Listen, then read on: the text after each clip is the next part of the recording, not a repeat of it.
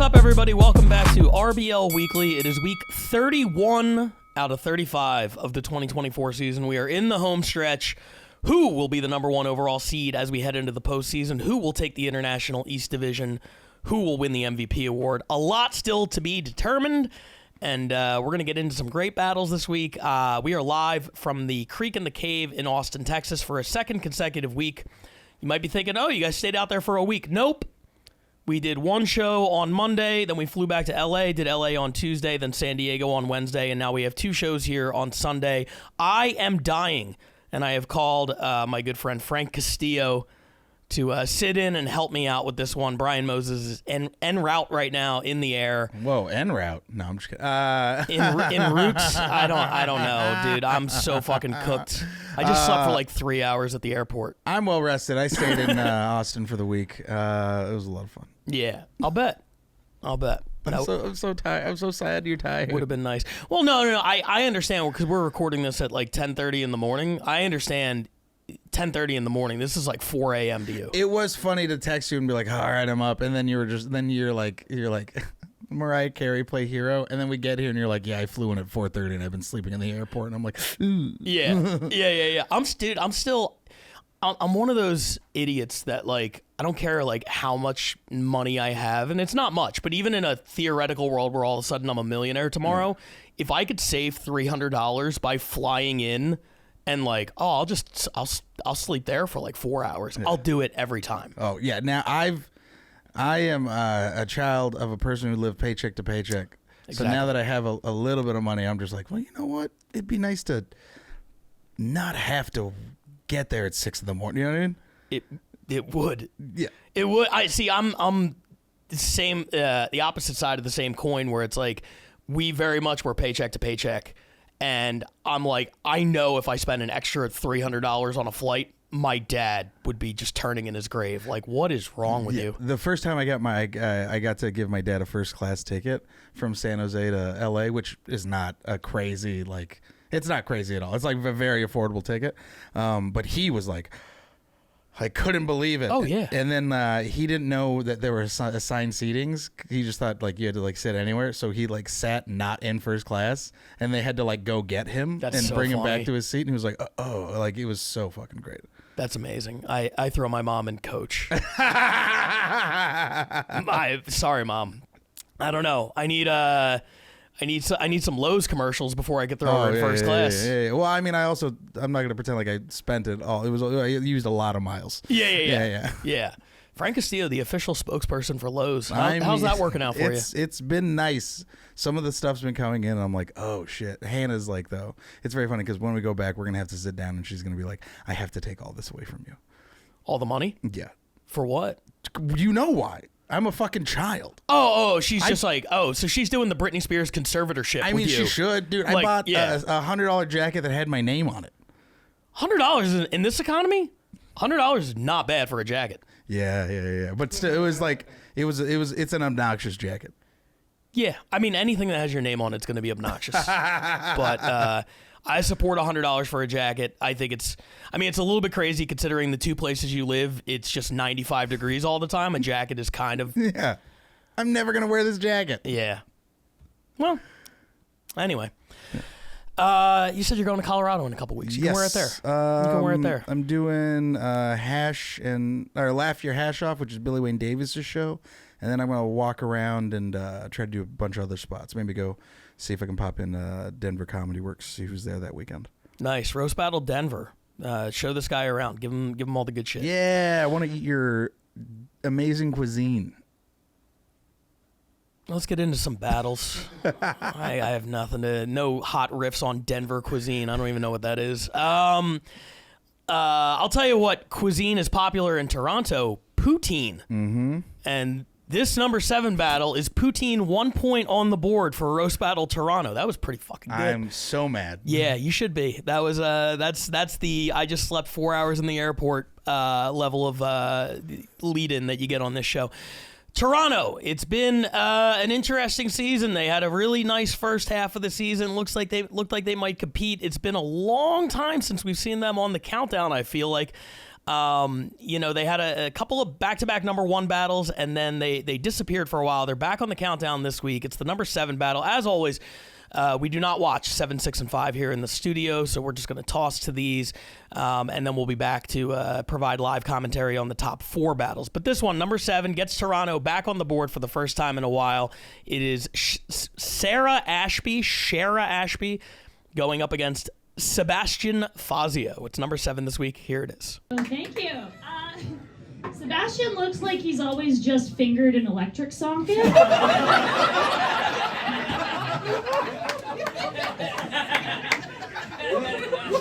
Mainly because that's the only thing he's allowed to finger without its consent. Oh, too dark. Oh. Sarah, you're one to talk. You look like a Barbie doll got admitted to Cam H. I'll take it. Sarah currently works at Farm Boy, the grocery store, but her pussy is so cheap and rotten, it's being sold at Food Basics.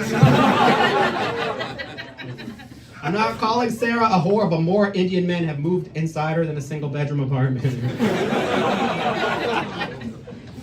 And they're only Indian, so she has someone to blame for the smell.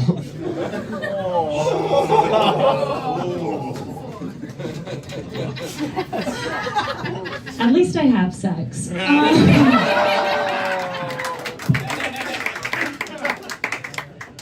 Sebastian's actually a huge fan of Deadpool, and after the latest movie, he said his dream is to be featured in a Deadpool. And I agree, I would love to see Seb dead in a pool.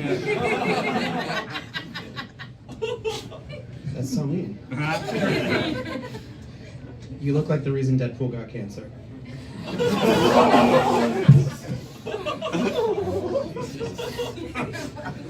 Sarah's mom had her in high school. I feel... That's not a joke. Being a whore runs in the family. Sarah's mom had her in high school. I feel bad for her dad, supporting a mother and newborn baby, all on a teacher's salary. At least I also have a dad.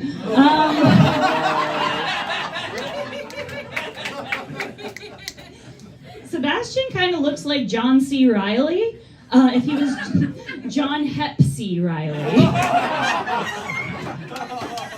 You look like the third stepbrother not allowed in the porn treehouse.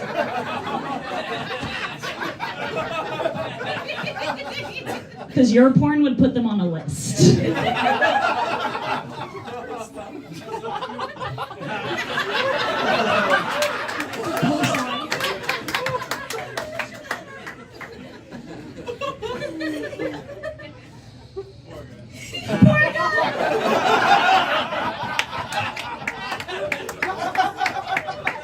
Well, I lost.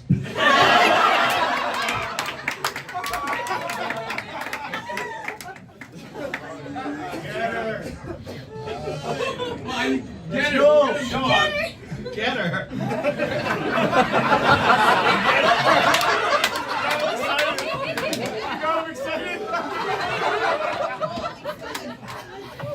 It's okay, whatever I want to see from Sarah, I can see online for free. So. Sarah covers herself in makeup. She wears so much they're banning her from reading books to children. Oh, I get it. Do we have... Is this crowd mentally retarded? Are you guys also from London, Ontario? No. I noticed you had to speak slower. Is that the end of my We talked about this before. So Sebastian, he's again roasted quite a bit. He's done a lot of roasts. So I had to watch a lot of roast of his to try to find something different about him, right? He's been called everything, right? He's been called a pedo, a racist, rapist, virgin, right? The only thing he's never been called is back.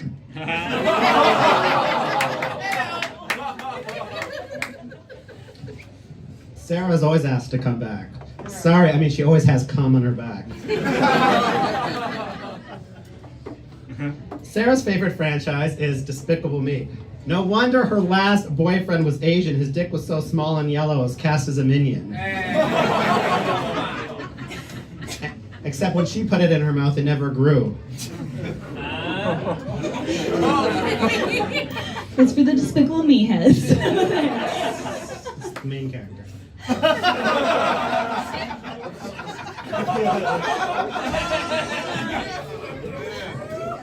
Thank you, Ed the Cumsock.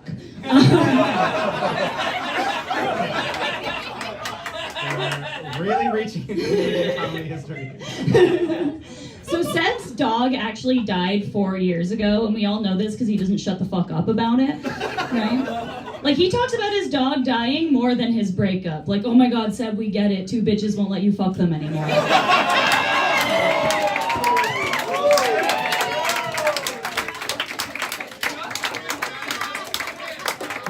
what? That's the best joke I heard about either of them.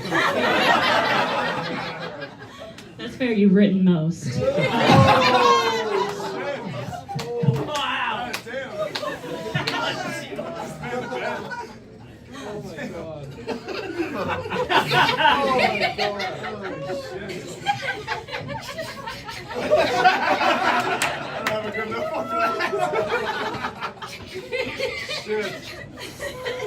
Sarah's a whore.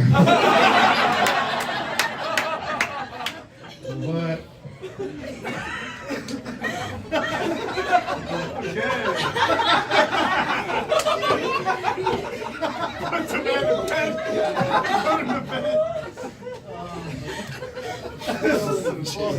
So much sex.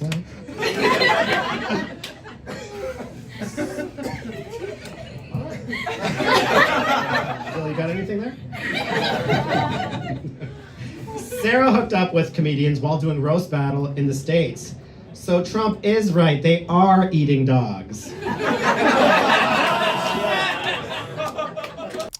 So that was the number 7 battle this week. Sarah Ashby against Sebastian Fazio, and Sarah Ashby has really had a nice season. I think you were there. She battled here at the Mothership maybe like a month or so ago. Who'd she battle? Raphael Wolfgang from the Bay. Yes. And it's disappointing because we found out recently that the file is corrupted. Oh yeah, yes, that was the one that that got corrupted. And it was also the same show that like everyone had insanely good sets on. It was a really, really good night. Yeah. And we got word at the last minute, like, hey, by the way, sorry, it's lost forever. So I just want to take a second to give Sarah her flowers on that battle as well, since the world will never see it. She did a great job. One of the best in Toronto, and picks up a point this week. Undefeated this season, 5-0. You saw her. What did you think? Amazing. Very, very funny. And as a fellow person whose battles are lost in time, I totally get that feeling. Bro, tell me about it. Ugh. All our best shit gone forever. I mean, yeah, what was it, first 5 years probably? There was videos and stuff? Yeah. And if you can dig up anything, it looks like it was filmed on like a potato. Which is so also bad. kind of cool. It is kind of, Yeah. Yeah. Because I vividly remember a video of you battling, but it's like when it was from the lower angle back in the day when Jay would like use Periscope and stuff, and it's just all grainy, but it's such a great, like, it just visually looks so cool because you could just see yourself in the moment, and then you deliver a joke and the wave just goes crazy, and there's the judges, and it does look like found footage of some shit, like people fighting in a room, and you're like, what is this? But here's the thing. It was 2017. Yeah. You know what I mean? Like, it shouldn't look that bad. No. Like, there's clearer footage of Babe Ruth calling his shot than me battling Jamar. That doesn't make any sense. Yeah, it's going to be crazy. We're going to have to remaster the videos. Yeah. Well, I'm not paying for that. I don't have $100 for a jacket type of money. You can get that shit remastered. Congrats to Toronto, back on the board, number 7 this week. They pull within 1 point of Barcelona for second place in the International West Division. And let's stay international for a minute. Now, this is an interesting one because last week's episode, I feel like Helen Kay from London got more love in the comment section than maybe any battler this season. She had the number 4 battle, and people flooded to the comment section to be like, Helen K is the greatest thing I've ever seen. That should have been ranked higher. You guys fucked Helen K over. We love Helen K. I was blown away, and very well deserved, by the way. Unfortunately, she follows it up this week with a battle that didn't go quite as well. It was a fun battle, but this is more of a showcase for her opponent. And it's nice a couple weeks in a row to have London battlers who have flown a little bit under the radar. Ken Grenell was the London champion in 2022, right before the Roast Battle League started. Then the league happened. Shalaka took the world by storm, and you get the Helen K's and the Ken Grenells and people who I feel like have gone under the radar. Ken, 7-1 this season. He's had a hell of a year. And, this battle, I think, showcases what he can do. Not that Helen K doesn't put up a fight, but boy, this is a Ken Grenell showcase here, and it's a lot of fun to watch. So, Helen, the full roller coaster of experiences, top of the world last week, and a little bit of a punching bag this week for our number 6 battle. It's Ken Grenell, Helen K. Without further ado, here it is. Should we go back to stripping?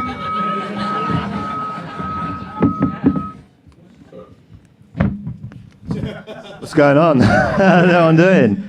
All right, good shit. So yeah, this is Helen. She's Russian. Yeah, exactly. But her face wasn't always this flat. But yeah, because 6 months is a long time to spend in a shipping container. You see, I was willing to be a mail order bride for you, Ken, but I could tell that the only thing you would lick is a stamp. This is Ken. Ken is one of 19 children. I don't know why. So no matter what the Barbie movie says, he definitely isn't Kenough. Yeah. When Helen wants to see her family, she watches the news. I don't want to see my family. Helen, you look like you give hand jobs with grip chalk.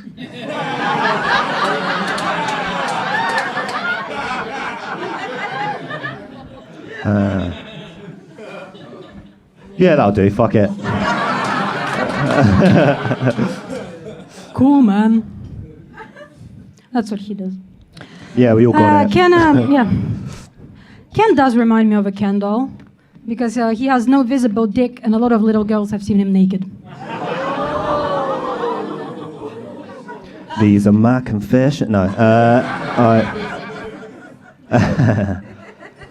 So Helen's dad was a heavy drinker. Yeah, because in their house, alcohol was the only thing worth abusing.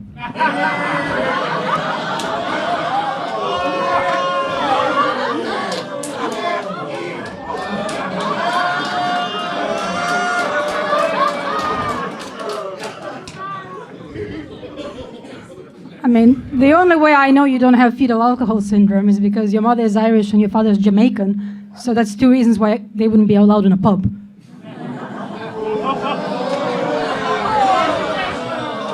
Yeah. Yeah. And you look like when you ask for Angela, bar staff say she's busy.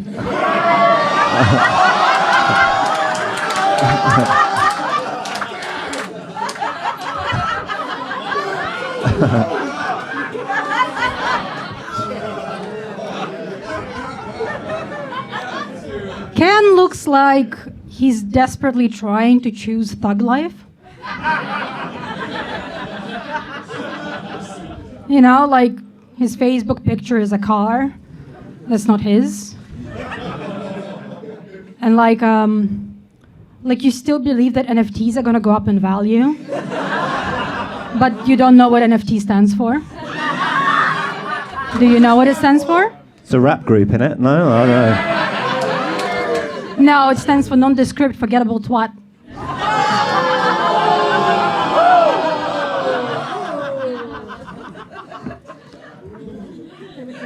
Nondescript. Nondescript. I think I'm the opposite of nondescript, mate. I'm like every description. Yeah, Helen, you look like your nose is in an arms race with your chin. Hadouken!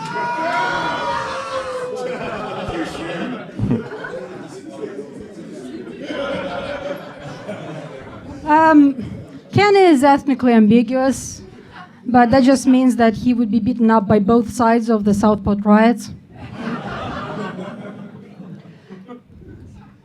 Yeah. But nondescript as well. So, all right. So Helen has body dysmorphia. So there's nothing wrong with her eyes.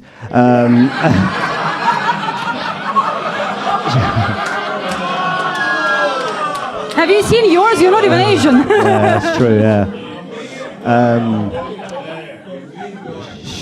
She also has a tattoo of an atom.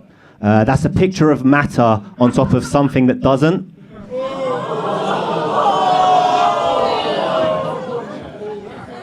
That's big words from somebody that got a lanyard and a name tag for every birthday. I don't know. So I'm surprised you didn't bring up my Jewish heritage because you're one of 19 children, so I'm sure you have a tattoo on your arm. A number on your arm. I fucked that up. Was that 5 or?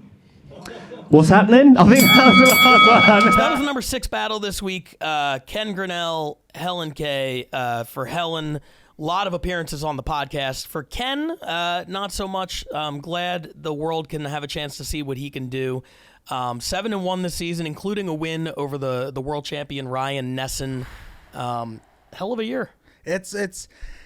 I hate to get all nostalgic, but please does do. feel good to see where it's at now. You know, like it's from when we were in the belly room to now, and you see all these kids. It's funny I say kids. It's just younger people in comedy. These are they're all older than you. Yeah, they're all older than me, but it's all just you know what I mean. But I would just think of it as like it's just a term of endearment. But you look at these guys doing the roast battle, and you're like, I become fans of them. Like even people like. I was saying, like, when someone's like, oh, watch me do stand-up, I'm like, ugh. But if I see you do roast, or if I watch you, I walk in and see you do, like, a set, or if I watch you do, like, set of the night or some kind of open mic, and I become a fan of you, then it's like, oh, now I'm fangirling out. Yeah. So, like, I've seen roast battlers that I'm like, like, Tamara Rubin was hilarious. What was the, Damn it. I keep forgetting the last guy who battled for Roast Battle. The last battle of Roast Battle at the Mothership. At the last week? Yeah.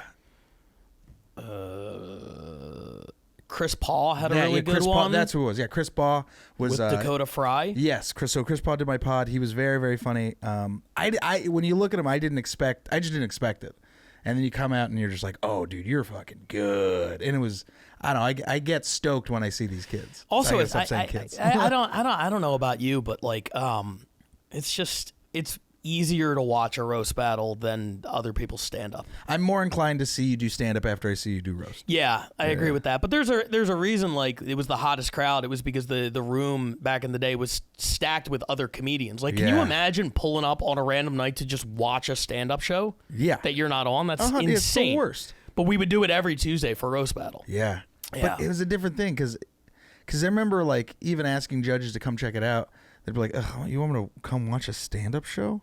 Yeah, of course. And then you're like, "No, there's two guys making fun of each other," and they're like, "Oh, yeah, that okay, switch would be like, oh," and then people were like, because people love watching people make fun of each other. Sure. And it was just to see that was like it's so cool. Well, I don't know if you feel the same way, but my favorite part about watching my friends do stand up, especially when I was like coming up, like at the very beginning in Philly, and there's like this camaraderie. But like, I would much rather see my best friend bomb than kill. Absolutely. If I'm back there and like my best friend is killing, I'm like, dude, whatever.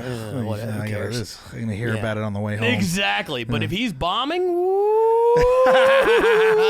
that is a fun. You're just thinking about all the shit you're gonna say when they get off stage. You've seen me bomb hard before. Of course. Yeah. I've seen everybody bomb. They've seen me bomb. It's so like, fun. Dude, it's absolutely the best watching your friends squirm up there because you've been there. Yeah. You know what I mean? Watching them be in that place that you've been. It's not fun when you're there. But, but watching your friend, it's so good. It's the best. Well, you talk about the history of roast battle and like back in the day and everything like that. This next battle features a guy who was a big battler in the Roast Masters era. Oh, okay. Hosted by Louis J. Gomez in New York back in the day, 15, 16, 17. This guy was a big star there. Then Roast Masters disbanded. It folded. They stopped running shows. And this guy went away until a few months ago. And now he's back with a vengeance, and he's killing it. Do you remember Chris Crespo? Oh, yeah. Crespo's back? Crespo's back. Whoa. Crespo's back with a vengeance. I still got my Crespo jersey. His first 2 battles this season were both number 1s on the podcast. Oh, my God. He's having a hell of a year, and he went up against somebody else, as long as we're giving flowers for the lost footage that will never be seen from the Mothership show, Sarah Barnett, who battled against Luke Binkow. I love Sarah Barnett. Oh, my God. That's also lost? Yeah. Fuck! Binkow has some terrible luck. I don't want to get too into it, but yeah. Binkow's hilarious. I love him. I also want him to be a door guy at the store so bad. He's one of my favorites. Barnett, I watched roast battle clips and then had her come do my stand-up show. So fucking funny. And then, that breaks my heart that one's gone. I know. Dude, she's so funny. It's such a bummer. It was a great battle, too. Yeah, dude, it was so good. Really, really good. All right. And just my heart goes out to you, Barnett. Yeah, absolutely. And you too, Binkow. But Sarah Barnett on the countdown this week, the number 5 battle going up against Chris Crespo from New York. Here it is. Look, Mom, no hands.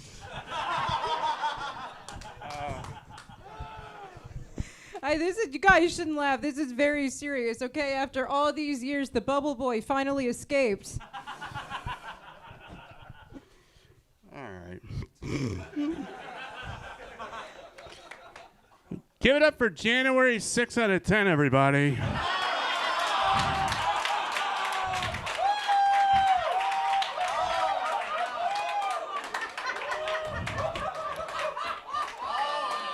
Sarah has herpes, which is the second reason why I won't stick my hands in her.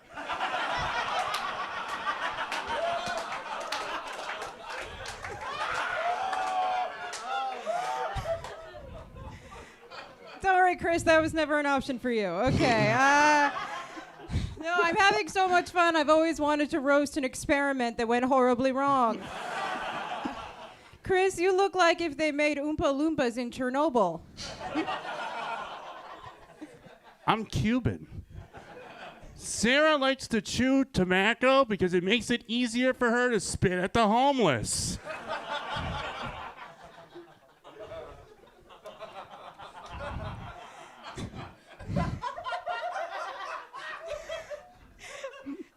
Everyone, meet your neighbors if Kamala wins, okay?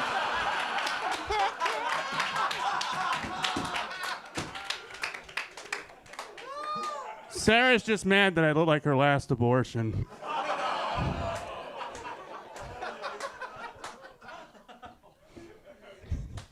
Chris is a lot like my mortality because I'm very uncomfortable facing him.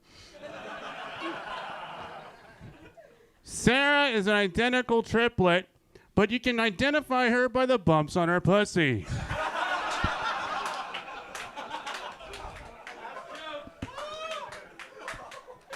I'm really happy. Chris is a really cool guy. I learned a lot about him. He's a movie buff. He's an author. He reads a lot. I'm assuming his favorite book is Ernest Hemingway's Farewell to Arms. Fuck.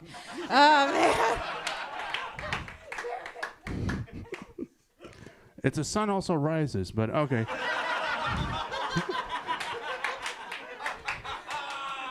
Thank you, Regina Curious George. Sarah wasn't born with this underbite. It's just because she gets irate at retail workers.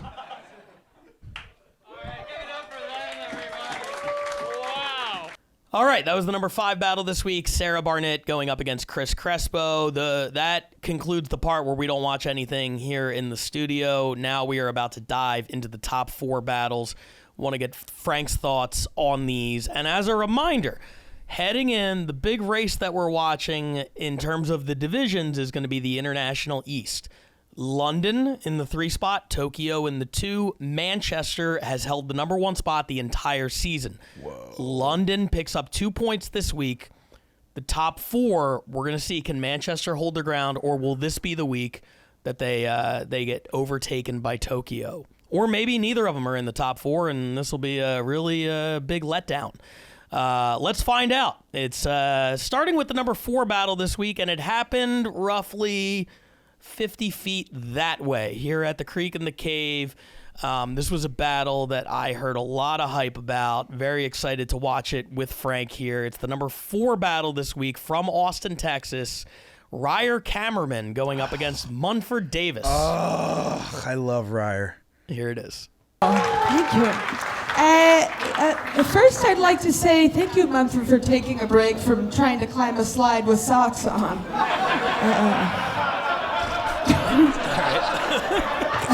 God, I wish you understood. Munford is a huge Kansas City Chiefs fan. Three in the last 4 years. Not championships won, but rape allegations against Munford. Fuck, Fuzzy. Ryer, I can't stay mad at you. Ryer looks like an old lesbian and a little boy. Yeah. What is this? The bi-curious case of Benjamin? He's got like a heart on women's job. I love it. Yeah. God. Really good. God, it's good, Munford. I fall in the 2 demographics that Munford likes to have sex with. God, you freak! Hey, Stop being so sexy. Yeah, this is just a fun fact about Munford, but whenever he eats pretzels, he likes to bite them to spell out the N-word. It's kind of crazy. It's kind of inappropriate. I don't condone that. You weren't supposed to tell me. I'm not supposed to say a lot of things. Ryer sent me a nude. And then the police showed up to my house. Ryer looks like a little boy. It's crazy you bring that up again, and the fact that you're wearing 32, because that's the number of child porn pieces they found on your computer. Are they pieces? I don't know. Are they like puzzle pieces? Oh my God.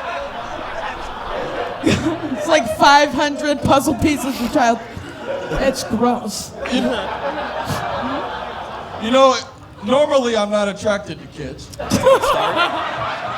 Yes, you are. But Ryer, you're just so hot.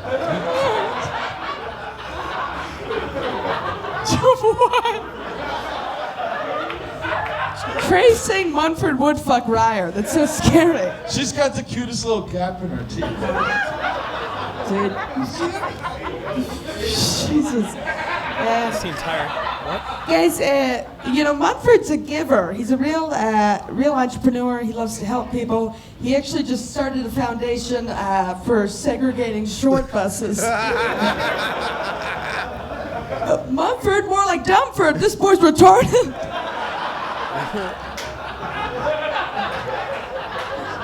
My comedy's very different from this. It's pretty creative and odd, and I've got so much potential. Oh my God. I'm smarter than you think.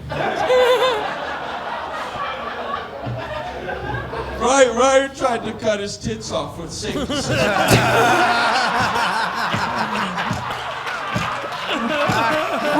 Silly Ryer. You know that's for construction paper. Dude, it's crazy how much bigger your tits are than mine. God, it's good. Is it my turn? You guys have one more joke. So Munford, you know, a lot of comics have divorced parents. Munford's parents are not divorced, but that's only because it's hard to divorce your brother. I don't even have a brother. That's not what I meant.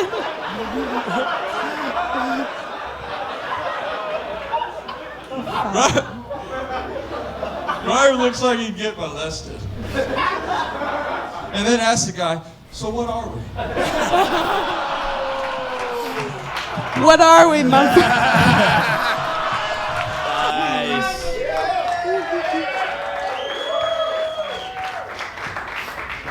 Guys, I don't know how to say this, but I'm thinking about cutting off my penis.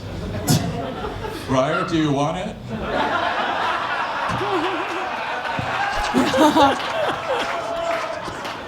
No, I don't want that small thing. It works good. Guys, give it up for Robert Eats Leafs. Mumford loves sports betting, which is ironic because he's taking the over-under on his cholesterol.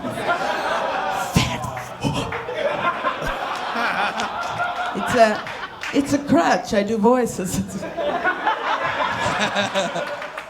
All right. The number 4 battle this week, Ryer Cameraman, Munford Davis.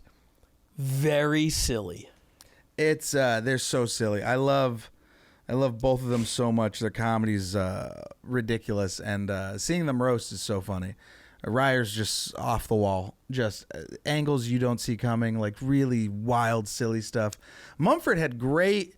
It's great to see two silly people go against each other because Mumford was able to like silly judo the shit out of the shit they were saying, and it was really, really good. I loved everything about this battle, and I get why I went to OT. It's real hard to pick who like won because you're almost trying to bet like who's the silliest. Yeah, I mean, it's a hard battle to judge. It's a hard battle to rank. It's, I think everybody kind of had it between 3 and 5. There's great crowd reactions. It's a lot of fun. I like the internal monologue stuff. There is part of me that's like, your entire joke can't be telling Ryer that Ryer's hot. Well, it was. You gotta have. You can't just be like, you're so hot. That was the entire joke. I'm like, come on. Well, because it's also like, I mean, we know why it's so funny because it's like you look at Ryer and it's like, it's like no one's like, Ryer's so hot, and that's why it's such a funny thing to me because it's just like him like really pining over her, and then it became like such a theme, and it was really funny because also you could see how like off guard it caught Ryer, and it was like she was like bashful, like kicking the foot, and it's like really funny. So that was definitely like, I think if I had to pick Ryer just because she had a few more like just really well constructed jokes, not that Mumford didn't, but Mumford it felt like it was a lot of cut the tits off with safety scissors. That's such a fucking. It is amazing. Joke. Yeah, he had that like really good. 2 solid ones. I think Ryer had like maybe a couple more. But I think a lot of his was just like a lot of asides to her. Yeah. And those got really big pops. And Ryer had the big aside at the end, too, when he was like, you look like you'd get molested, and then asked the guy, what are we? And Ryer was like, so, Munford, what are we? Yeah, and that was such a pop. And I think those two, those are like, those aren't like big jokes like that go for the big punches, but those are just little tidbits where it's like, it's like it's showing your personality. Yeah. And that almost, to me, that also wins the judges over too. You know what I mean? Sure. Where you're like, that's just quick wit, like right when you needed it. Like, and there's something with that too that I'm like, I like that. Yeah, very fun and a nice change up on the show where everybody's like just being mean to each other all the time, which is kind of the point. And then these guys are like, what if we were just kind of nice? Yeah, it's such a like silly. And make it work. Yeah. What was the first joke that Ryer did? It was the I was trying to think of like the exact format, but it was just so funny. Yeah, and bizarrely, Austin as a city, as a roasting city, seems to have 2 speeds, which is like the most vicious, like slur-filled, like nonsense that you could imagine, or this. Yeah. It's either G-rated Pixar-level silliness, or just like R-rated horror movie type of shit. Ryer had one joke that I saw them do during a battle that I think about pretty much every day, and it's they were like you look like you throw birds at bread, Or no, it looks like you throw birds at, or you look ducks like at bread. Yeah, it looks like you throw ducks at bread. Yeah. And I remember just like looking at that and hearing that joke, and I was like, that's such a funny fucking joke, visually, and then just like to think about that backwards. I don't see myself ever getting to that kind of angle. It's so funny because Ryer does roast comedy that makes me feel dumb. Right? Because so many other people reacted to that. As soon as you said Ryer did this joke, I was like, it's going to be ducks at bread. Because everybody's like, did you hear the fucking ducks at bread joke? That's like the funniest thing I've ever heard. And I remember hearing it and being like, I don't get it. What? I was so fucking confused. I had no idea. I'm like, what is that supposed to mean? And then everybody else whose opinions I trust implicitly are just like, oh, it was hilarious. And I'm like, I'm too fucking stupid to understand jokes now. Did you ever throw bread at ducks? I understand the concept of throwing bread at ducks. Yeah, I get it. I mean, I don't get it. I get what it's referring to. To me, the visual of a guy throwing ducks, I'm just like, you lost me. But everybody else is like, that's the funniest thing I've ever heard. Yeah, because the bread's just in the water and a guy's just throwing a duck at it. Yeah, I still. I don't know, but I acknowledge that I'm wrong. Yeah. You know what I mean? I'm not sitting here trying to be like holier than thou. Like, no, that joke's fucking dumb. If everybody else thinks it's great, I'm obviously wrong. I get it. But there are sometimes I think I'm a very like linear thinker when it comes to like roast jokes. I'm very black and white. I'm very like structured and everything like that. And some of the more like off the wall kind of shit that people really enjoy, I'm just like, my brain just doesn't work that way. Yeah. You know? So some of it's outstanding, and then other ones, it's just ducks at bread. It's just a little too far for me. Ryer had another one time in a battle where it was like, you look like, it was something about you look like you dry your clothes before you wash them. It was the same deal where I'm just like, I don't get it. And the other judges were like, that fucking thing about drying the clothes before you wash them? Oh, my God. And I think on that one I even faked because I judged last and it got to me. I'm just like, oh, yeah, the fucking dryer bit? Woo! But in my head, I was like, I have no idea what any of that meant. That's so funny. Anyway, number 4 battle this week, Ryer, Cameraman, Munford, Davis. A lot of fun, good stuff. Let's keep it moving right now with another guy. We talked about Chris Crespo earlier and his return after 6-7 years on the sidelines. There's a guy in LA who's doing that right now who is making a miraculous run at MVP. This is a guy who didn't battle until the second half of the season. He hadn't battled in 8 years. I'm talking about Tom Goss. Whoa. And now he just shows up. He battles every 3 weeks. He's just putting up these amazing performances. And now he's going on the road to do it. The number 3 battle this week comes to us from Chicago. And it is LA's Tom Goss going out there to battle against a longtime Chicago battler, Bob Keane. Let's jump right into it. It's the number 3 battle this week. Bob Keane, Tom Goss from Chicago. Here it is. Gross! Bob's wife is half his age, but 7 times his life expectancy. She's half his age, which means that when she was 11, Bob would still fuck her. Tom here has quit dating, to the surprise of no one. He quit dating because his love language is headbutts.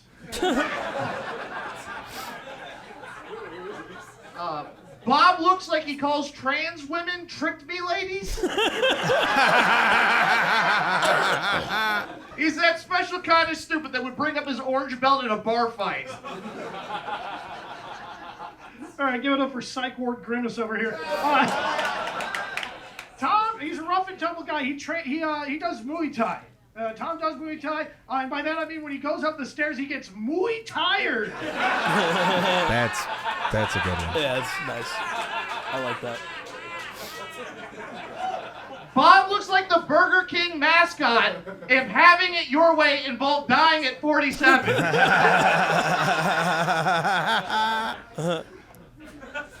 Oh, God, yeah. Fucking Pugsley Adams over here. If he farmed ferrets behind a GameStop. Yeah, say hello to the 8th dwarf, Dopey. His vibe is very Oscar the Grouch, but he's into QAnon. You know what I mean? It's honored to be roasting my opponent, every man in a saloon polishing a beer glass for an uncomfortable amount of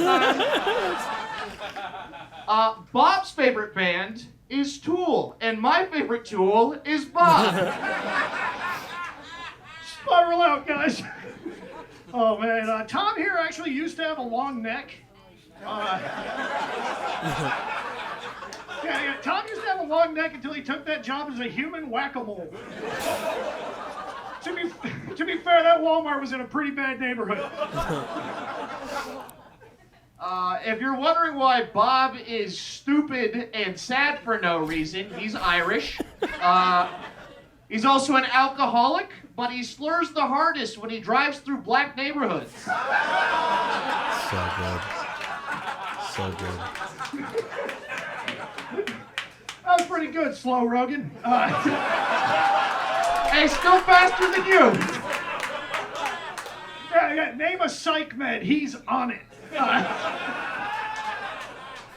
Oh, man. I'm glad you made it here. I thought you had killed yourself in Full Metal Jacket. That's good. Yeah. It's like if Bane was a garbage pail kid. Bob looks like Vault Boy from Fallout. If Vault Boy only did this when another man was fucking his wife. It's a very specific reference. Very. It's all over. Oh, man. Now we know what it looks like if God slapped Jack Black with an extra chromosome.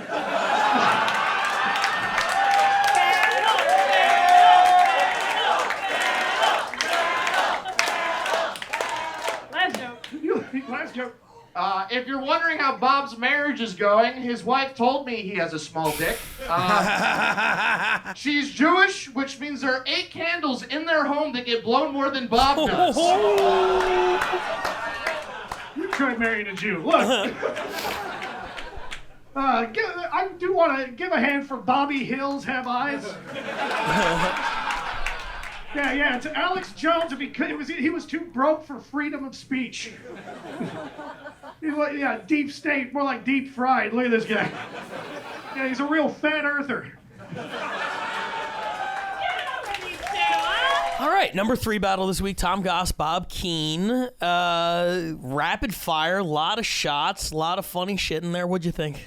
I mean, I think it's a classic. I mean, it's the classic battle between, not old school, new school, but it shows like why Tom's great at what he does. And it's this, we come from a roast battle era we had to remember 20 jokes, 24, 25 jokes. Yeah. So it's like when I watch that, the first thing I think of, no matter how funny the guy, on the left is, which he had great jokes, I automatically I'm like, oh, you're reading.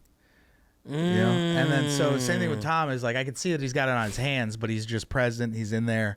Right. And, the thing with Tom's jokes is he would have one solid joke. He'll have like small, like 1 or 2, like little asides on top of the joke, but they're like, it's like, boom, this is the big thing. This is what I'm sitting on, And the other guy had great jokes, but it was like a lot of like quick jabs where it's like, I always think you can do more with less.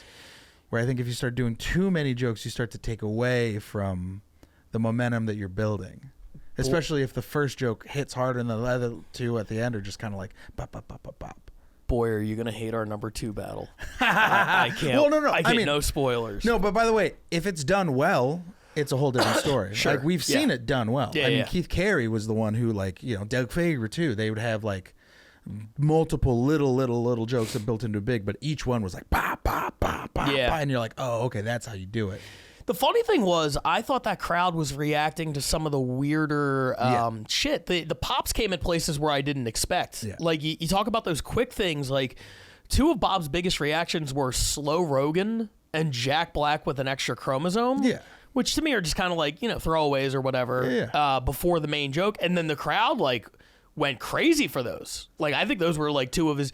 And he had better jokes that I felt like didn't get kind of like what they deserved. It was an interesting sort of crowd. Because it also, like, sometimes that shit takes away from the main thing you're trying to say. Yeah. Where it's almost like you're going for the easy thing, but it's like, it's not that, it's like you're you have the small joke, you're throwing that out first, and that's the thing that gets the big laugh, and then it's almost like it takes away from the big part because they're not that they wasted the laugh already, but they're like, they're like they're already open to it. I want you to remember all this when we get into battle number 2. Oh no, am I going to be proven wrong so bad? No. You'll see in a minute. For Tom Goss, so he the official decision on this battle went to Bob Keane. Whoa! Bob took home the win. Is Bob from that town? Yeah, Bob's a Chicago battler. Okay, cool. It's fine. What are you insinuating? None. It's also like I also get the idea of when you go to a new town, you have to beat that person. Like especially if you're in that town, you're not from there. Like you have to make it like not close. Yeah. Even with the loss, Tom Goss, I believe his record 5-2, 7 battles in 3 months, something like that. He has now put up 19 RBL Weekly points. LA has seemed like a runaway win for Nate Welch. Once he beat John Luna, it was Welch and Luna. That was the narrative the whole season. They're battling for MVP. They had a title match. Nate won the title match. I think consensus would be, oh yeah, Nate's got this. If Nate battles the entire season, spreads him out a little bit more, defends his title so many times, whatever, Tom Goss comes along and in half the time it battles twice as much and puts up roughly the same numbers. If you were voting for something like that, is there any way you could vote for Tom, or do you think because Nate was there for the entire season, it would be hard to catch him? I think it's an uphill battle for Tom to show up half the way through the season. Yeah, and then to put that many points up in that amount of time is something everyone should be paying attention to. Yeah, because it's also like, yeah, man, he's an old school guy. He's coming in. He's got his teeth to cut. These are all new kids. And it's like it reminds me of when you guys showed up to Roast Battle. Yeah. When it was like, I remember the exact moment. Got Eric Marino. I think I was like my 6th or 7th win. Eric Marino was. I remember I was like so stoked. I was like, fucking yeah, I did it again. Like just on top of the world. And he was like, yeah, man, you're gonna win a lot now. He's like, but then this thing's gonna open up. And there's gonna be new people, and then you're probably gonna lose. Eric Marino, how about that? He knew. And I was like, what do you mean? He was like, yeah, man, more people are gonna come and like. You're going to meet a guy who's like good, who knows what he's doing. And then you're going to get challenged and you're going to get better. He's like, if you're battling everyone now and you're winning everybody, he was like, yeah, you're probably better than everybody at this current level with this current roster. He's like, but more people come in. He's like, that's going to change.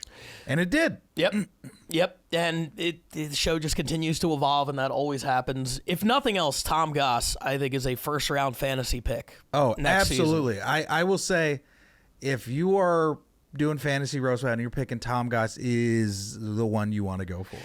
By the way, fantasy roast battle is going to be exclusive to the Patreon next year with a cash prize. So if you want to get involved in that, you want to be a part of the Patreon, and we're gonna do it the full deal. Oh yeah, my God. we're doing live drafts. Shit, I might start coming back. No. Hell yeah, it's gonna be great. All right, it's time for the number 2 battle this week. I've been dreading this moment. Because oh my God, is this the Japanese thing? This is the Japanese thing. Oh my God. We've teased it on the podcast. As you know, I went to Tokyo. I battled against their champion, Jay Yamaki. It was a battle that I had a lot of fun doing. And then I took a big swing on my closer, and it has been called by people who were there the worst thing they've ever seen. They hated it so much. I have not seen it. I have not watched it back. This is my first time watching it since it happened. You're not allowed to rank your own battles as part of the committee, so I ranked everything else. I did not watch this. Let's get into it. It's the number 2 battle this week. 6 points for Tokyo as they jump into first place in the International East Division. It is their champion, Jay Yamaki, going against the commissioner of the Roast Battle League, Pat Barker. It's number 2 this week. Here it is. Okay, so Pat sent me his bio with a headshot. And I have to say, man, you look like a photo of a baby taken with a hobo filter. You look like a shopping mall Santa that's between Christmases. But the overall impression I got from Pat's bio is not that he's a comedian, it's that he's a serious actor. in major Hollywood productions. And then when I saw him in real life, I was like, oh, that's what he meant when he said he likes to sink his teeth into big roles. Well, since we're telling each other what we look like, Jay looks like Captain Jack Sparrow if the only thing he pirated was child porn.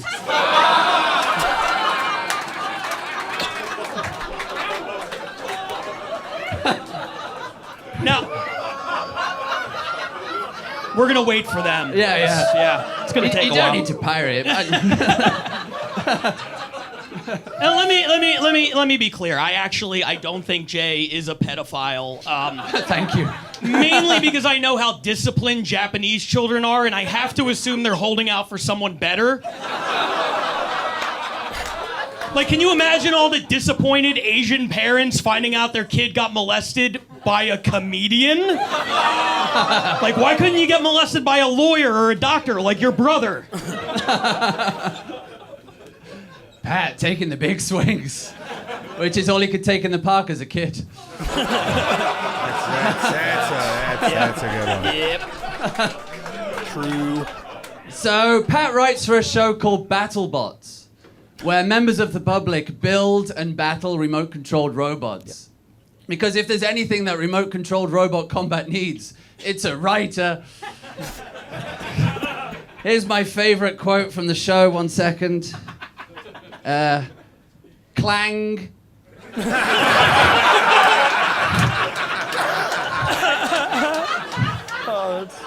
I can't believe you got a job writing for the Oscars, man. To all the hard-working writers out there, the fact that you got that job is the biggest slap in the face the Oscars has ever seen. Those are pretty good. Very good. I want to be clear. Keith wrote clang. I wish I came up with clang. He wrote boing. It's true. I work as a writer. Jay works as a translator. He used to translate adult manga comics, and he told me he did both gay and straight. I didn't ask. He just told me. It was weird. But I don't care. All that means to me is he knows how to suck dick in 2 different languages. You're welcome. 3 if you consider stand-up comedy a language. That job was bilingual, bisexual, and I don't buy that you're not still doing it just for fun. Thank you, Pat. So Pat's from Philadelphia, born and raised. Philadelphia is known as the Quaker City, although Pat's more of a city Quaker. He's the Philly Godzilla. He should bring out a rap album and dedicate it to Eminem, call it The Real Shady. But I was looking into the geography of Philadelphia, and the highest point is at Chestnut Hill, the intersection of Bethlehem Pike and Germantown Avenue. And the lowest point is Pat writing for BattleBots. That's really good. That's a good job. I don't know what you're talking about, dude. But thank you for watching. I get a residual every time you do. So I appreciate all the research. I bet you get a residual in your pants. Nicely done. The name Yamaki means mountain tree. And Jay is like the Mount Fuji of the comedy scene. Because he's really big, but you kind of forget that he's there after a while. And even though he's technically active, he's probably not going to blow up during any of our lifetimes. It's a really good volcano joke. But believe it or not, Yamaki is not his real last name. His real last name is Whore. That's right, his birth name was Jay Whore. And whether we're talking name or occupation, he comes from a long line of whores. His father was a whore, his mother was a whore, her brother was a whore, his sister was a whore, her uncle was a whore, his aunt was a whore, their nephews were whores, their nieces were whores, all of their kids were whores. His great-great-great-grandmother on his father's side was a whore. And Jay is so inbred, I just named 2 people. Hold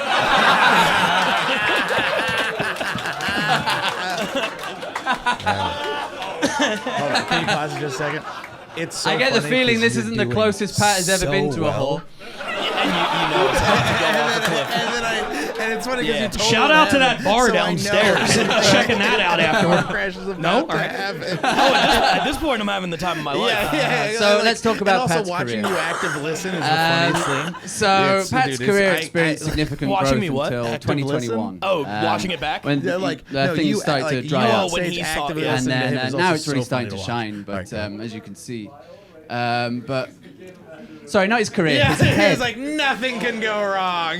His head experienced significant growth until 2021, and now it's really starting to shine. I should have remembered because Pat B is short for pattern baldness.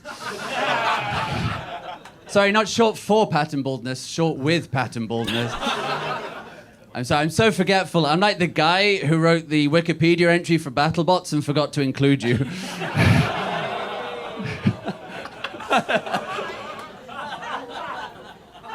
That's a pretty vicious joke from a guy who looks like Jesus if he only walked on dirty bong water.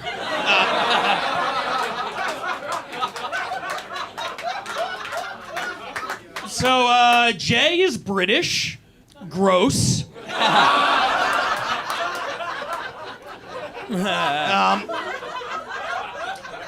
He used to do comedy in England, and he got booked a lot at Buckingham Palace when they were training the guards on how not to laugh.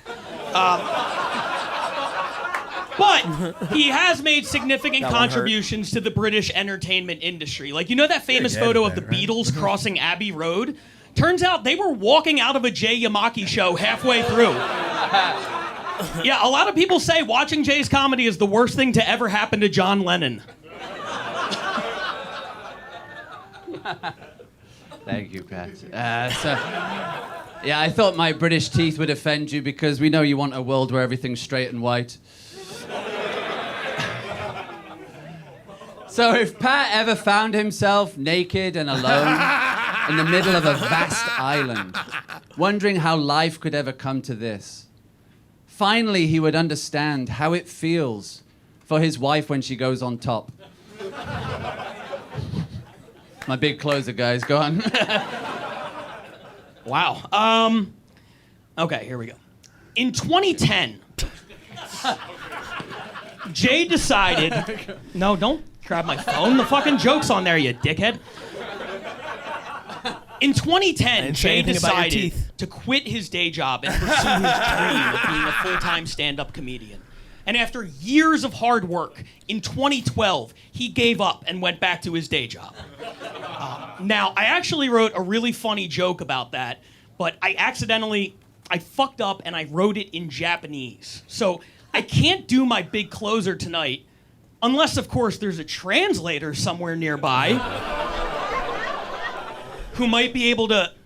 Oh, buddy, would you mind? Of course. Oh, give it up for Jay. He's gonna help me out here. Of course.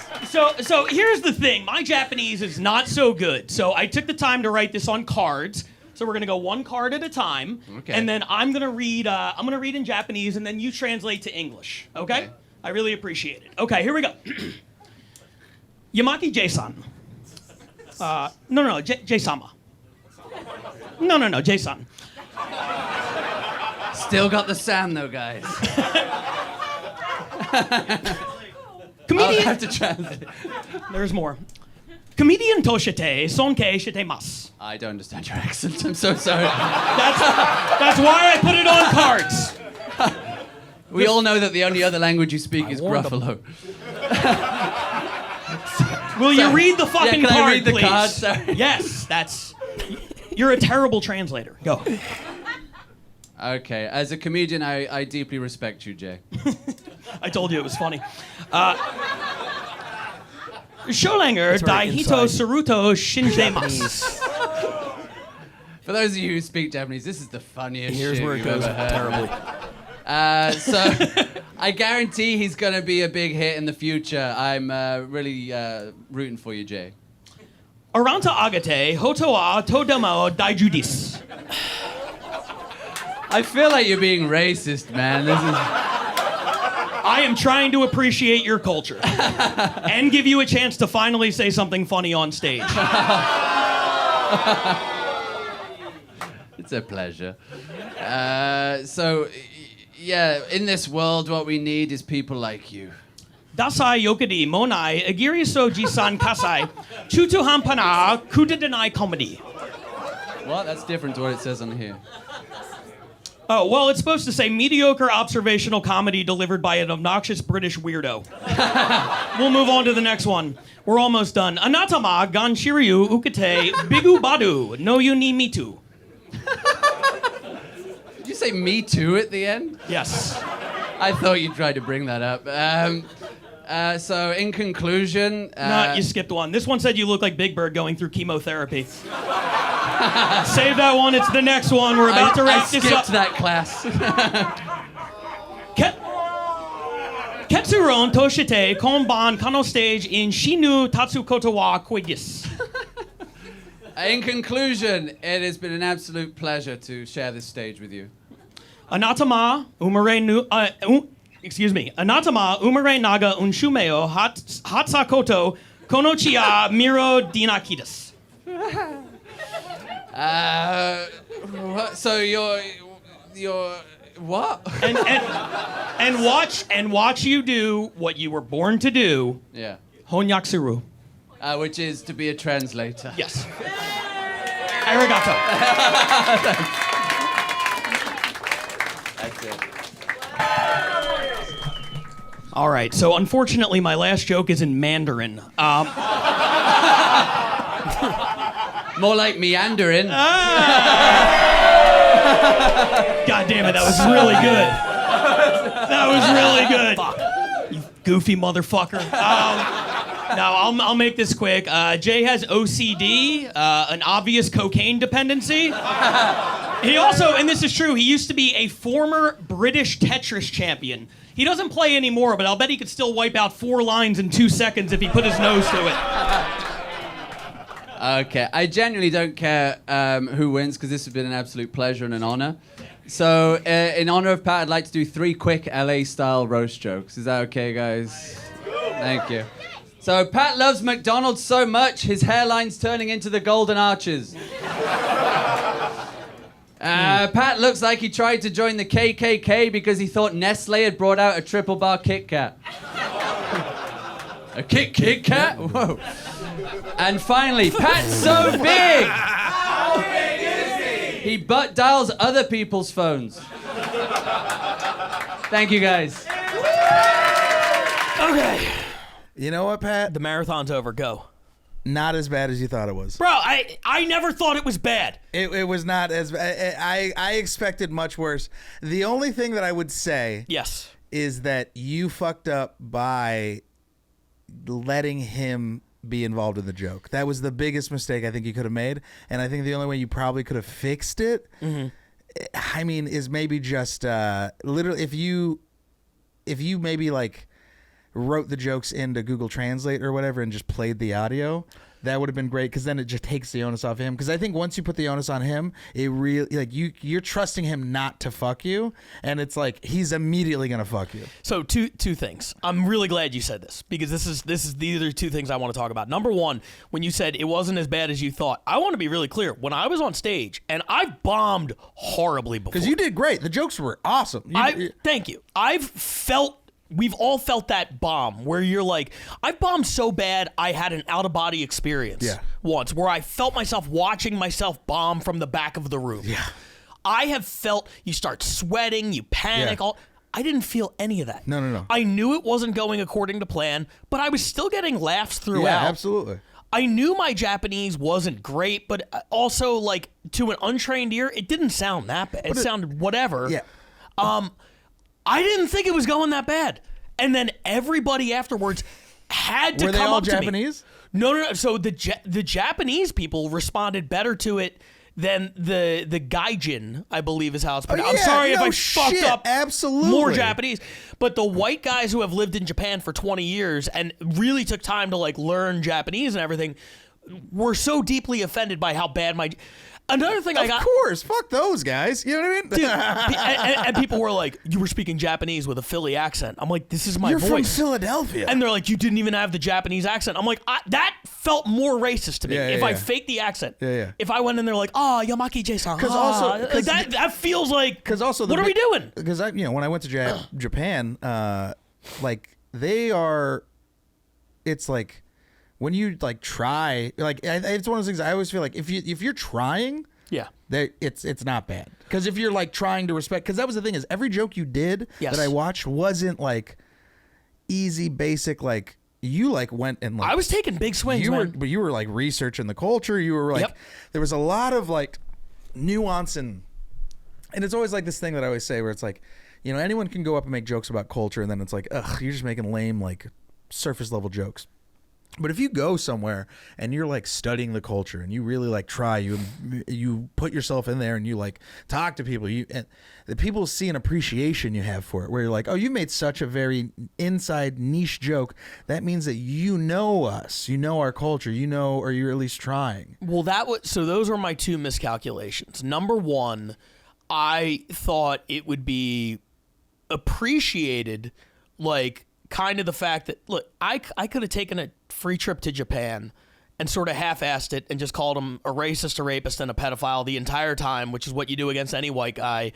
And, whatever. I could have done that, but I was like, I really want to put on a show I want to try something. Even like the long thing about everybody in his family is a whore. Like, so funny. All of these big swings I took, and I thought they might not all connect, but at the very least, people will respect the effort. And it was so funny to me to see how people were like, whatever the opposite of respect is, like we hate it so much. People were coming, they were having physical reactions. They were like, I have to tell you how much I hated that. Were they Japanese or Americans who were saying that? British, Australian, Americans. Non-Japanese people. Yeah. There's a guy, if you watch the bottom right corner, he's sitting in the front row. Oh, no, I saw. Yeah. And every time I spoke Japanese, he started like shaking. Like he couldn't even.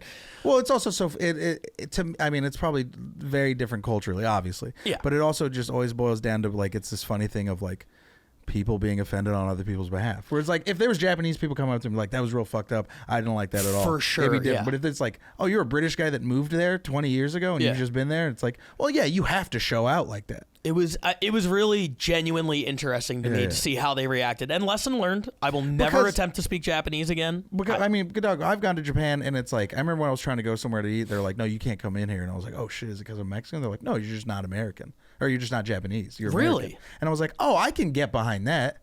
I get that. Oh, as a white guy, they let me in everywhere. I don't know. Well, no, because that was the thing. There's certain places, like most of the places you probably went. When you went to go eat somewhere, did you use Google? Yeah, or we popped into a lot of random places. So when you use Google, it just gives you all the touristy Americans. No, you know what? Now that I think about it, there were a couple spots we popped into, and it was like 7 o'clock at night. Like clearly they're not about to close. There were 2 different spots we went into, and somebody just went, no. And I just went, okay. Yeah. And I left, but that might be why. Yeah, 100%. Oh, damn, I didn't even process that. Yeah, there's only a few places where locals can go. Oh, shit. And it's also like, I'm pretty sure there's even the people that are like, because it's very funny because like even the people that have lived there for a long time where they're like, no, I'm British and I live there. And like some places still don't let them in. Yeah. And it's like, yeah, of course, because you're not them. I like how you're like, of course, but when we did that in America, like they were like. It's different because it's like, I think it's different. Bad. It's different when it's like, it's just like, I don't like you. I don't like, it's not that like, in America I've experienced, I don't like you because you're Mexican. Yeah. Whereas like over there it was like, oh, I just don't like you because you're not me. And it's like, oh, I can handle not me. You know what I mean? Because you don't hate me because of who I am and my character. You just like your people. You just like your people. Where it's like, all right, that's fine. I get that. I get that. Okay. Also, what we did was pretty fucked up. So like, I also fully understand why you're like, yeah, fuck you guys. It's like, yeah, 100%. I get it. Now, to talk about the other thing that you brought up, which was trusting him. This was another miscalculation on my part. I've done this so long that there is no longer incentive for me winning and losing. It truly does not matter, especially as the commissioner, because it's like I can't win a championship. I can't do anything. I'm literally just up there to have fun, and the results mean nothing. Yeah. And I take for granted that other people feel the same way. It's like, oh, they just want to like put on a show. People need to. People want to win, and more importantly, and this is looking back, I see it differently now.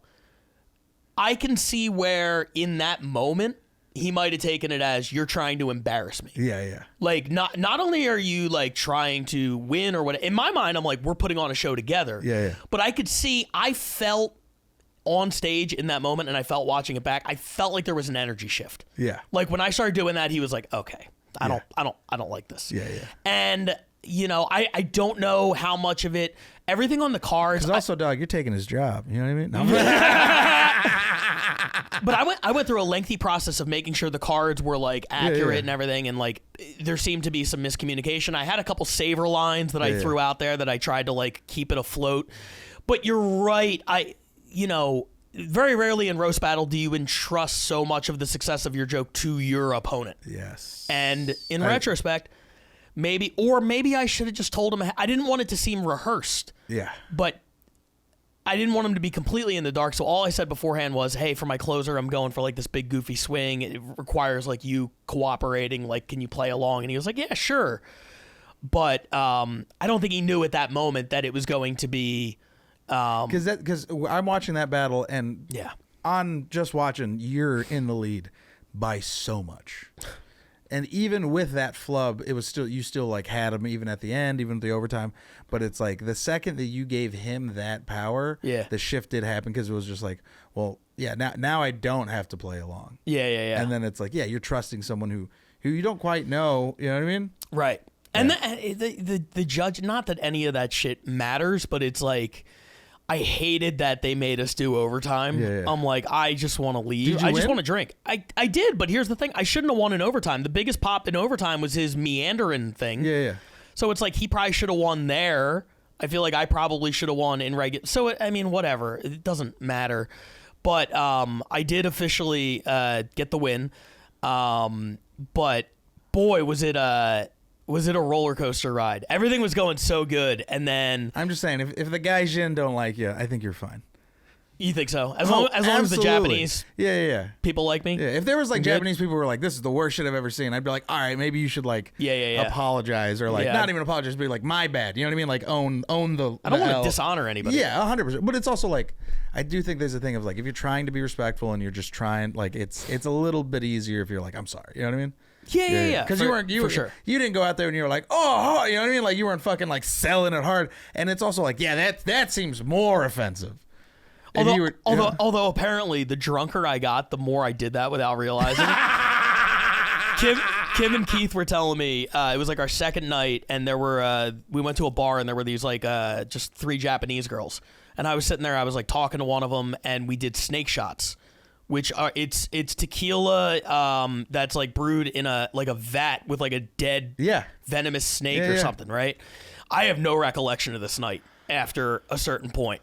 There's just video of you going, oh. Apparently I was talking to this Japanese girl, and we were talking a lot, and like every time she said something that you're talking to a girl and like she says something and you're like, oh, that's really interesting. My Japanese equivalent of that was whenever she said something I found interesting, I was like, oh, ha ha, yeah. I was mortified. They were like, every time she said something, you're like, oh, ha ha. But that's also, Jesus Christ. It's also like that. That's also definitely like the human aspect of like being somewhere different, hearing people talk different, and then that is like, it's kind of, it's with accents. That's just how it is with accents. Yeah. You see, like, I can't remember. I saw a video and it was the funniest video I've ever seen. It was a little white girl.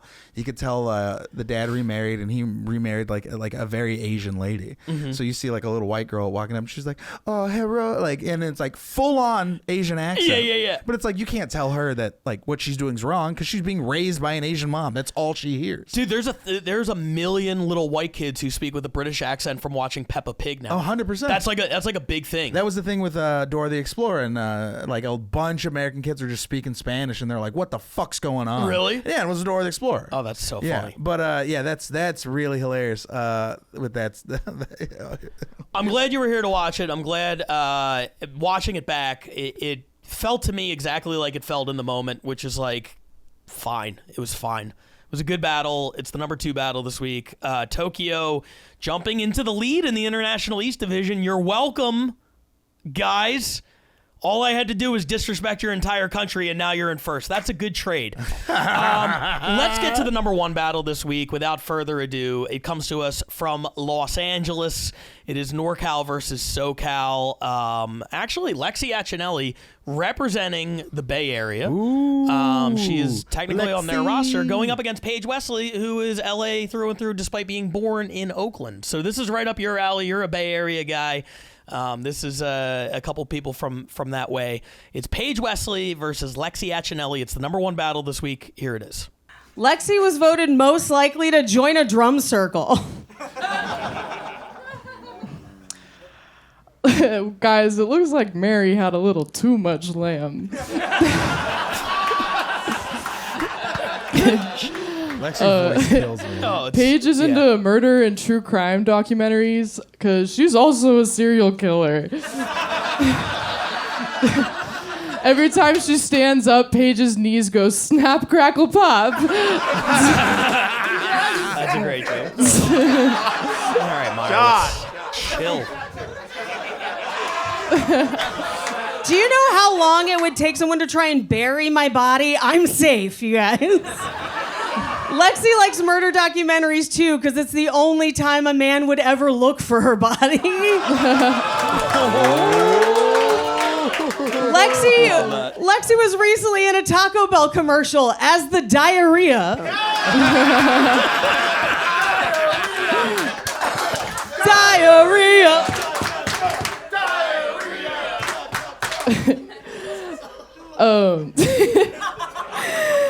Paige is such a fat pig that her clit is curly.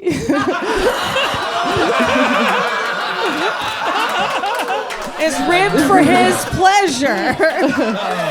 That's great. Paige actually just recently found out about air fryers, and she was like, "You can fry the air now too?"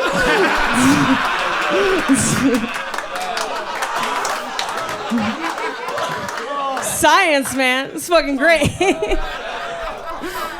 Lexi is super into old dudes. In fact, she's so horny for old dudes, her clit tastes like Werther's Originals.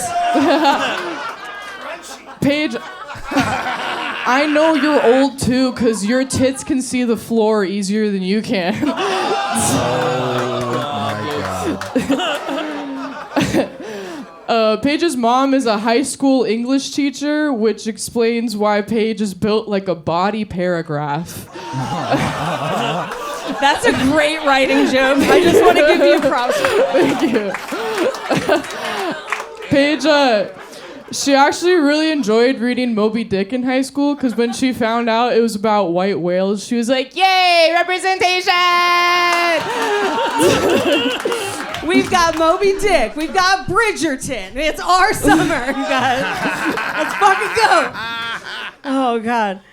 So Lexi has borderline personality disorder, and she looks like a horse. Like, girl, why you got the nerve to be unstable when it looks like you should live in one?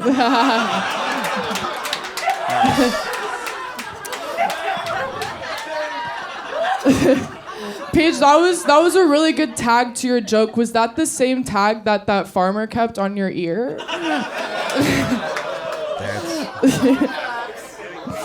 You're just jealous a man's never bought you jewelry.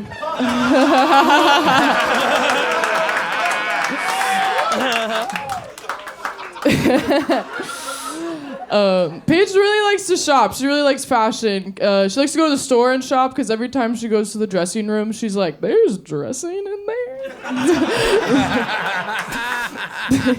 That's real harsh words coming from someone that looks like they eat Cool Ranch tampons. Like, you look like you put a coexist sticker on the back of your mobility scooter.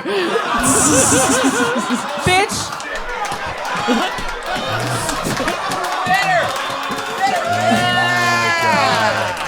Bitch, you look like you're mobile homeschooled. You look like you get all your clothes from the Lost and Found at Burning Man. You too, girl. You need some used clothes because they're already stretched out. Look, I got a lot of material, girl, okay? Paige works for a computer software company, and it's the closest she'll ever get to an apple. Paige, you really do look like something you'd see on a safari. Oh my God, dude. Lexi was born the year after 9/11. Damn, just one more war crime coming out of a bush.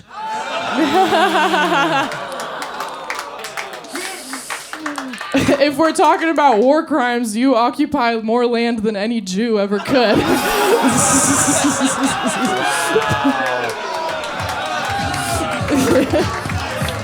God damn. The number one battle this week. Oh, my God.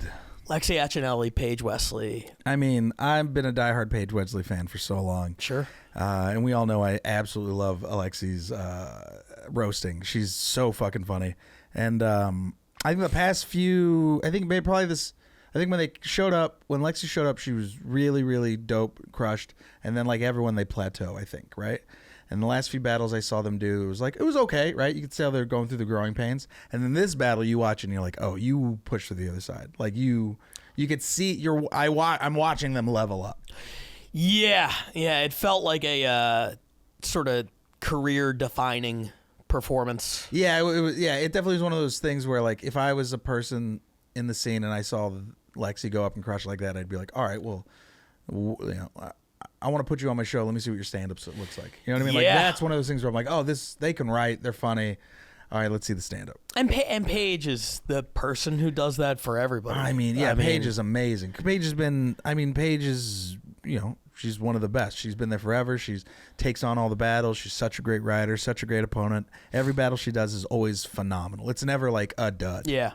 We talked about this a couple weeks ago with Keith Carey and his battle in Tokyo. He went up against a guy named Mike Paxman who also made that jump to kind of like the next level. And it's like Paige and Keith are I called Keith the star maker. Yeah. And Paige is the same kind of deal where it's like if you're trying to get to that next level and become a star, like you battle them. If you don't have your best performance against Paige or Keith, like you fucked up. Yeah.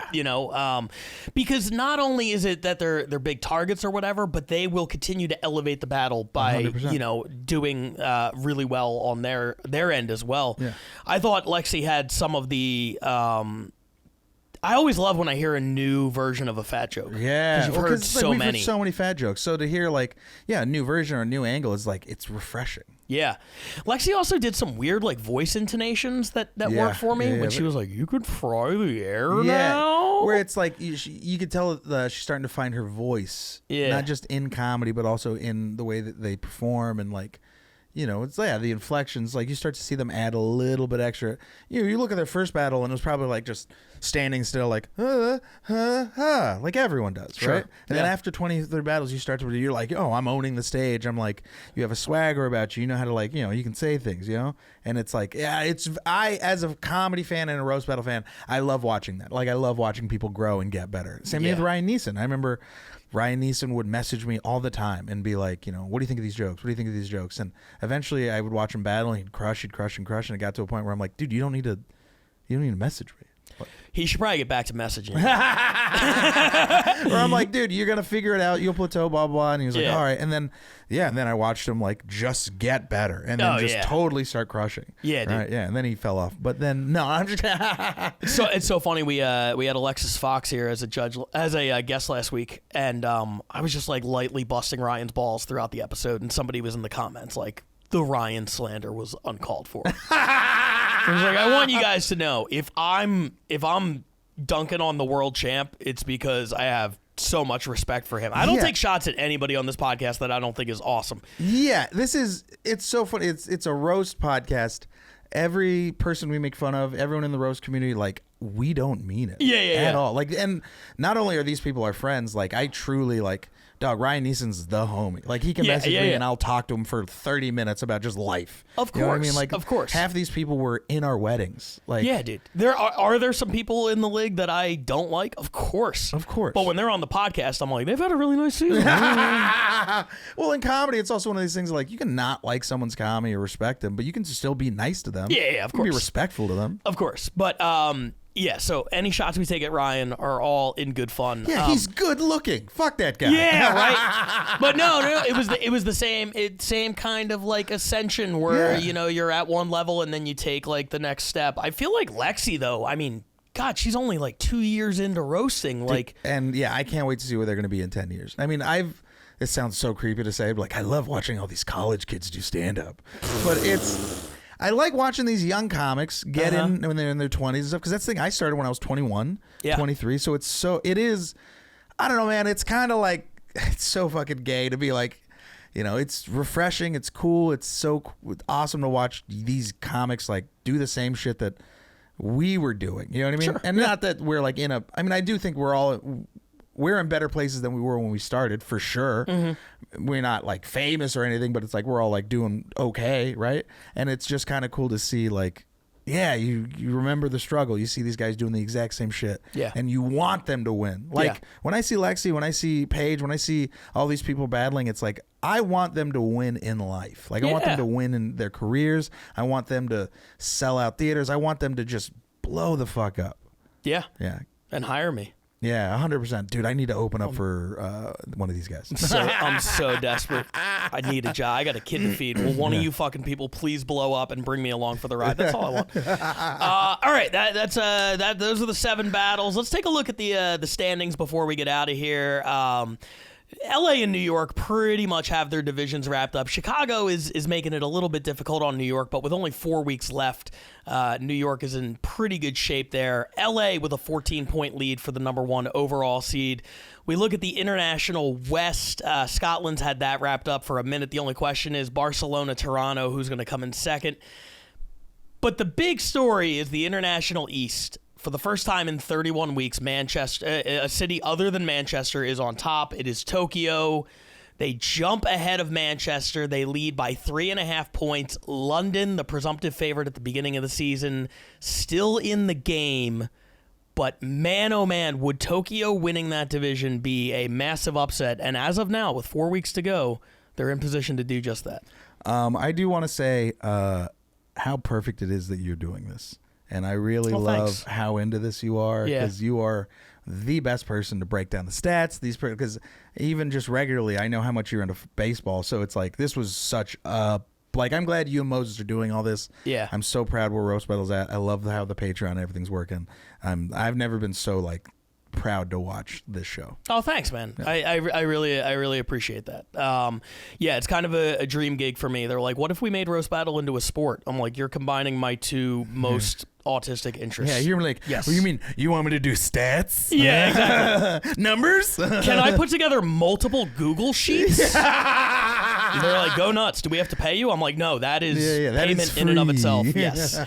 No, I appreciate you saying that, and I appreciate you jumping in on the podcast today. Of course, anytime. Yeah, I love this place. Yeah, dude. 4 weeks left in the season. Can Tokyo hang on? Stay tuned to find out.